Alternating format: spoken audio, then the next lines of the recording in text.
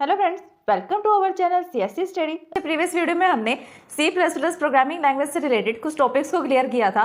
आज हम करने जा रहे हैं C++ में ऑपरेटर्स एंड एक्सप्रेशंस। फर्स्टली हम ये देखते हैं कि ऑपरेटर्स होता क्या है। An operator is a symbol और a letter used to indicate a specific operations on a variable in a program. मतलब ऑपरेटर क्या होते हैं? ये एक सिंबल होते हैं, स्पेशल सिंबल्स ये सिंबल होते हैं, ये लेटर होते हैं जिसका यूज हम क्यों करते हैं? इंडिकेट करने के लिए। इंडिकेट का मतलब होता है किसी चीज को पॉइंट आउट करना, शो करना। स्पेसिफिक ऑपरेशंस मतलब किन्हीं स्पेसिफिक ऑपरेशंस को परफॉर्म करने के लिए या फिर इंडिकेट करने के लिए हम किस चीज का यूज करते हैं? ऑपरेटर्स का। और ये ऑपरेशंस हम परफॉर्म किसके ऊपर करते हैं? Variables in a program. Operators clear हुआ आपको कि ऑपरेटर्स किसे कहते हैं? कि स्पेशल सिंबल्स होते हैं जो इंडिकेट करते हैं किन्हीं स्पेसिफिक ऑपरेशंस को। नेक्स्ट टॉपिक है हमारा इसके साथ ही ऑपरेंड। अब ऑपरेंड क्या होता है? And variable on which we perform only operation using the operator. कि ऑपरेटर्स का यूज करके जिसके ऊपर हम परफॉर्म करते हैं ऑपरेशंस को, उसको बोलते हैं हम ऑपरेंड्स। अब जैसे एक एग्जांपल लिया है हमने a प्लस बी। अब इसके अंदर प्लस क्या है? प्लस है हमारा ऑपरेटर, प्लस है हमारा ऑपरेटर, और a और b ये दोनों क्या है हमारे? ऑपरेंड।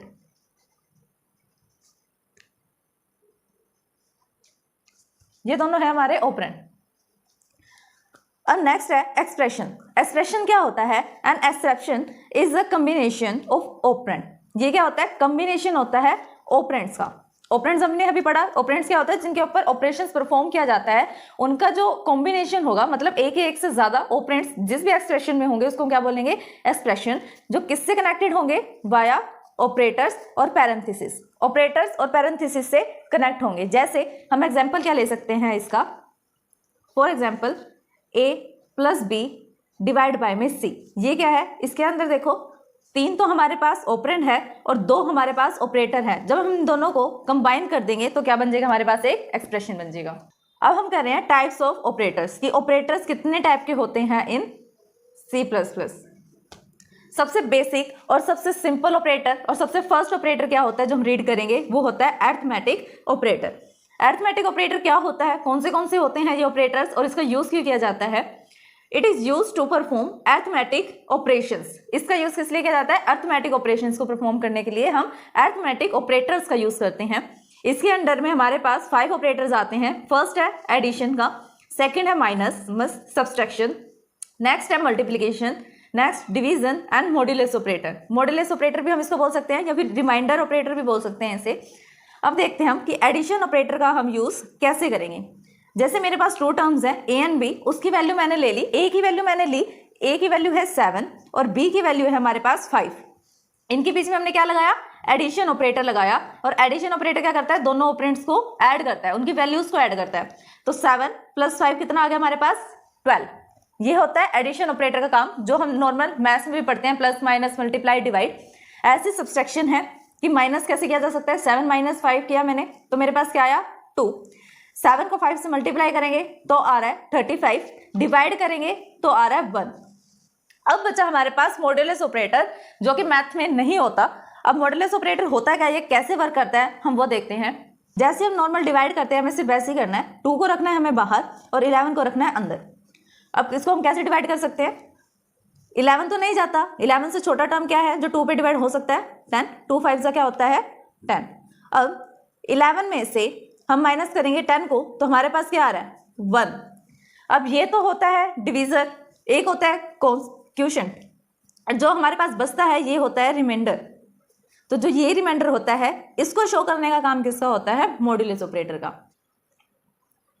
अब अरिथमेटिक ऑपरेटर के बाद हम करते हैं रिलेशनल ऑपरेटर। रिलेशनल ऑपरेटर का यूज क्यों किया जाता है? Use to perform relational operation. जहां पर हमें रिलेशनल ऑपरेशंस को परफॉर्म करना होता है वहां पर हम करते हैं रिलेशन ऑपरेटर का यूज। कौन से रिलेशनल ऑपरेटर्स हैं अब हम वो देखते हैं। फर्स्ट रिलेशनल ऑपरेटर है हमारे पास ग्रेटर देन, जिसका सिंबल ये होता है। फिर है लेस देन, इक्वल्स टू लेने के लिए कि इक्वल है या नहीं है, यहां पर हमें कंपेयर करना है, असाइन नहीं करना वैल्यू को। कंपेयर करने के लिए हम क्या लेते हैं? डबल इक्वल्स टू लेते हैं। और क्या ऑपरेटर हो सकते हैं? Greater than and equals to, less than and equals to and not equals to. ये सिंबल यूज होता है नॉट इक्वल्स टू के लिए। अब कैसे हम वैल्यू को कंपेयर करेंगे, रिलेशनल ऑपरेटर को हम कंपेरेबल ऑपरेटर्स भी बोलते हैं। तो कैसे हम करेंगे, जैसे मैंने यहाँ लिखा कि ए की वैल्यू को मैंने कंपेयर करना है बी की वैल्यू से, क्या वो बड़ी है, या हम ये भी लिख सकते हैं कि ए बी भी बड़ा हो सकता है। अगर हमें ये कंपेयर करना है क्या दोनों की वैल्यू इक्वल है, इक्वल कंपेयर करने के लिए हमें क्या करना है, डबल इक्वल्स टू का यूज करना है। ग्रेटर देन इक्वल्स टू के लिए हम क्या यूज करेंगे, greater than equals to, less than equals to, और नॉट इक्वल्स टू के लिए क्या वैल्यू होगी, ए इक्वल्स टू बी, कि वो इक्वल नहीं है। नेक्स्ट ऑपरेटर है हमारे पास लॉजिकल ऑपरेटर। लॉजिकल ऑपरेटर्स क्या होते हैं, जहां पर हमें लॉजिक का यूज करना पड़ता है, बिट के ऊपर हम काम करते हैं, जहां पर हमारे पास सिर्फ 0 होता है या फिर 1 होता है। इन दो बिट के ऊपर हमें जब वर्क करना पड़ता है या इनके कॉम्बिनेशन पर वर्क करना पड़ता है, तब हम यूज करते हैं लॉजिकल ऑपरेटर। अब हमारे पास 3 लॉजिकल ऑपरेटर्स होते हैं। फर्स्ट है लॉजिकल एंड, जिसका सिंबल जे होता है, लॉजिकल और ऑपरेटर, लॉजिकल नॉट ऑपरेटर। अब एक टेबल है, इसके अकॉर्डिंग हम बताएंगे कि किसका वैल्यू क्या आना चाहिए। अब टेबल्स के अंदर हमने कौन से कॉम्बिनेशंस लिए हैं, देखो अभी मैंने आपको बताया कि हमारे पास कितनी बिट्स होती हैं, सिर्फ 2 बिट होती हैं, या तो वो 0 बिट होगी या 1 बिट होगी, इसके अलावा और कोई बिट नहीं हो सकती।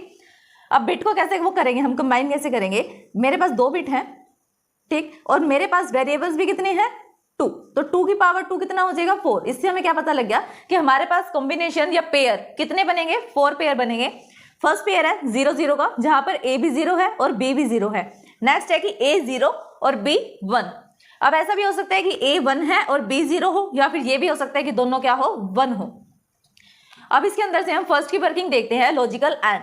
लॉजिकल एंड कैसे यूज होता है, ए लॉजिकल एंड बी, जहां पर दोनों की वैल्यू, दोनों बिट की वैल्यू ए और बी दोनों की ही वैल्यू क्या होगी, 1 होगी, सिर्फ तभी इसका आउटपुट क्या आएगा, 1 आएगा। अदरवाइज क्या आएंगे, 0 आउटपुट आएंगे, चाहे वो 0 0 हो, 0 1 हो या 1 0 हो। जब तक दोनों की वैल्यू 1 नहीं हो जाती तब तक ये क्या नहीं आएगा, 1 नहीं आएगा। नेक्स्ट हम कर रहे हैं लॉजिकल और। लॉजिकल और में क्या होता है कि अगर हमारे पास ए की भी वैल्यू 1 आ गई तो क्या हो जाएगा, आउटपुट 1 हो जाएगा। जैसे 0 1, एक वैल्यू 1 है तो 1 आ गई, 1 0 है, एक वैल्यू 1 है तब आ गई, या दोनों भी 1 होगी तब भी क्या आ जाएगा, 1 आ जाएगा। बस जब हमारे पास दोनों वैल्यू 0 होगी तब 0 आएगा, 1 नहीं आएगा। अब नॉट ऑपरेटर का हम कैसे यूज करेंगे, लॉजिकल नॉट का। इसके अंदर क्या होता है, यूनिटरी ऑपरेटर होता है, मतलब जहां पर हम सिर्फ एक वेरिएबल पे काम करते हैं, 2 वेरिएबल्स का यूज नहीं करते। जहां पर 2 वेरिएबल का यूज होता है उसको हम बोलते हैं बाइनरी, और जहां पर एक वेरिएबल का यूज होता है उसको हम बोलते हैं यूनरी। तो ये कैसा ऑपरेटर है, यूनरी ऑपरेटर है। और क्या नेम है इस ऑपरेटर का, लॉजिकल एंड। यहां पर देखो ए की वैल्यू को लेंगे, इसके लिए हम ए की वैल्यू 0 है, इसको नोट करना है। नोट का मतलब होता है जो भी वैल्यू है उसको अपोजिट कर दो, 0 है तो 1 कर दो और 1 है तो 0 कर दो। जैसे यहाँ पे किया भी हुआ है, इधर 0 है तो 1 हो गया, फिर 0 है 1 हो गया, यहाँ पर दोनों 1 है तो आगे क्या हो गए, दोनों 0 हो गए। नेक्स्ट ऑपरेटर है हमारे पास shorthand operator. Shorthand operator क्या है, ये ऑपरेटर सिर्फ C++ में है, ओनली इन C++। इसके अंदर क्या है, form of assignment operator is. किस तरीके से हम इसका यूज करेंगे, ये है इसका सिंटैक्स, जहां पर हम शॉर्ट हैंड ऑपरेटर का यूज किस टाइप से करेंगे। सिंटैक्स का मतलब होता है कि उसको हम किस वे में लिखेंगे। फर्स्टली हम लिखेंगे वेरिएबल, फिर लगाएंगे ऑपरेटर। इसके अंदर कोई भी ऑपरेटर लग सकता है, प्लस माइनस मल्टीप्लाई डिवाइड, कुछ भी ऑपरेटर हो सकते हैं, equals to not equals to. Last में हम लिखेंगे इक्वल्स टू में एक्सप्रेशन, जो किसकी इक्विवेलेंट होगा, variable equals two variable operator brackets में एक्सप्रेशन, लास्ट में सेमीकोलन। इसके अंदर भी क्या लगेगा, लास्ट में सेमीकोलन लगेगा। एग्जाम्पल क्या है, जैसे कि मैंने करना है ए की वैल्यू में मुझे 7 को इंक्रीमेंट करना है ईच वैल्यू के लिए, कि जैसे लेट कर लिया मेरे पास ए की वैल्यू क्या चल रही है, 10 चल रही है, और उसकी वैल्यू में मुझे क्या करना है, +7 करना है। तो इसकी मतलब क्या हुआ, जो लेफ्ट साइड में होता है उसको वैल्यू असाइन होती है और राइट साइड में हम क्या करते हैं, ऑपरेशन को परफॉर्म करते हैं। तो लेफ्ट वाली वैल्यू एज इट इज रहेगी ए, इस वाली वैल्यू को, इस वाली जो ए है इसकी वैल्यू को हम पुट करेंगे 10 + 7, क्या आ गई यहाँ पर, ए की वैल्यू आ गई हमारे पास 17। इतना बड़ा ना लिख के इसको शॉर्ट हैंड में हम कैसे कन्वर्ट करेंगे, कैसे लिख सकते हैं शॉर्ट हैंड में, जो इक्विवेलेंट होगा a प्लस इक्वल्स टू 7। ये हमने कैसे लिखा, जैसे कि हमने अभी ऊपर इसका सिंटैक्स पढ़ा, कैसे लिखेंगे, a क्या है हमारे पास, वेरिएबल है, प्लस क्या है, ऑपरेटर है, इक्वल्स टू का साइन लगाया हमने और क्या किया, एक्सप्रेशन लिख दिया 7, लास्ट में दे देंगे हम सेमीकोलन।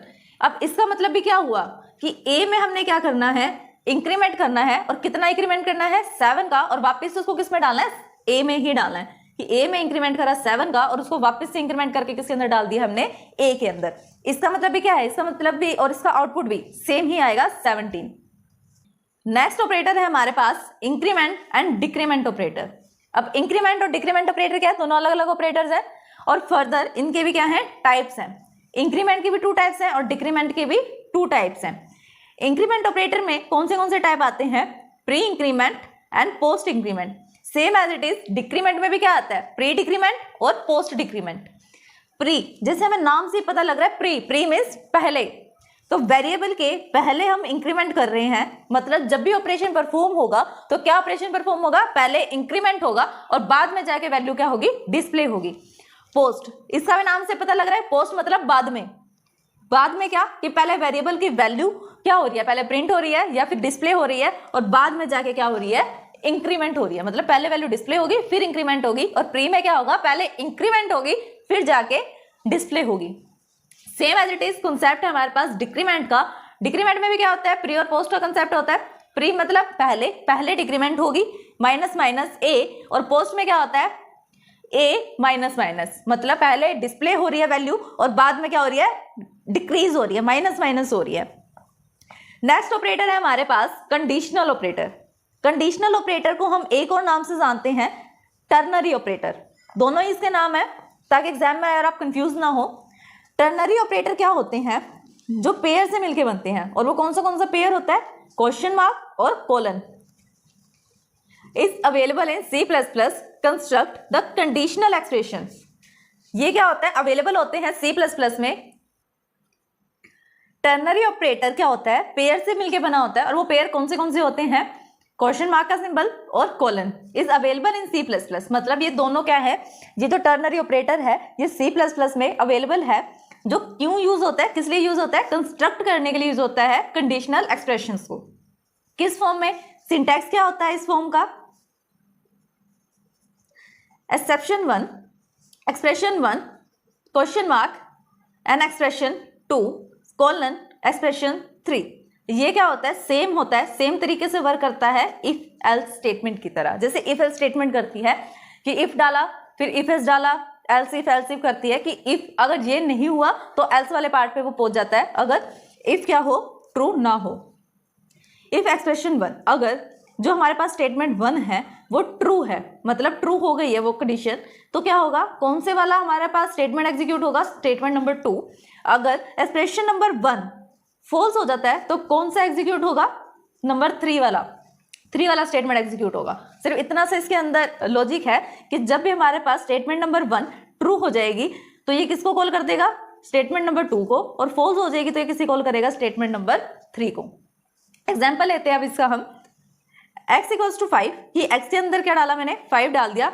x क्या एक वेरिएबल है, इसको मैंने वैल्यू असाइन कर दी 5। y भी एक वेरिएबल है जिसके अंदर मैंने वैल्यू असाइन कर दी 9, दोनों को मैंने वैल्यू असाइन कर दी। अब मैंने लेट कर दिया कि m क्या है, m के अंदर क्या जा रहा है कि अगर x ग्रेटर है y से, कि x की वैल्यू अगर बड़ी है y से तो क्या हो जाए, अगर ये जो कंडीशन है एक्सप्रेशन 1 है ये ट्रू हो जाए तो क्या प्रिंट हो जाए, x की वैल्यू प्रिंट हो जाए, अगर ये फॉल्स है तो y की वैल्यू प्रिंट हो जाए। अब कंडीशन चेक करो, क्या 5 बड़ा है 9 से, नहीं, कंडीशन क्या हो गया, फॉल्स हो गया, तो अब क्या होगा, यहाँ पर y की वैल्यू प्रिंट हो जाएगी जो कि क्या है, 9 है। सेम किसकी तरह ये वर्क करेगा, इफ एल्स की तरह, जैसे मैंने अभी ऊपर लाइन में लिखी है कि इफ एल्स की तरह काम करता है। इफ एल्स में कैसे हम लिखेंगे स्टेटमेंट को, कि इफ के अंदर हम क्या डालते हैं, कंडीशन डालते हैं। कंडीशन क्या है कि x अगर बड़ा है y से तो m की वैल्यू x हो जाए, अगर नहीं है तो y हो जाए। तो ये था हमारा कंडीशनल ऑपरेटर, कंडीशन स्टेटमेंट है टर्नरी ऑपरेटर। इससे जुड़े हुए जो नेक्स्ट वीडियो है, जितने भी हमारे पास बचे हुए ऑपरेटर्स हैं उसको हम नेक्स्ट वीडियो में करेंगे। अगर आपको हमारी वीडियोस पसंद आती हैं तो इसे लाइक और ज़्यादा से ज़्यादा शेयर एंड सब्सक्राइब करें। इससे जुड़ी हुई नेक्स्ट वीडियो की नोटिफिकेशन के लिए बेल आइकन को प्रेस करें। Thanks for watching my videos को लाइक शेयर सब्सक्राइब करना, कमेंट करना ना भूलें।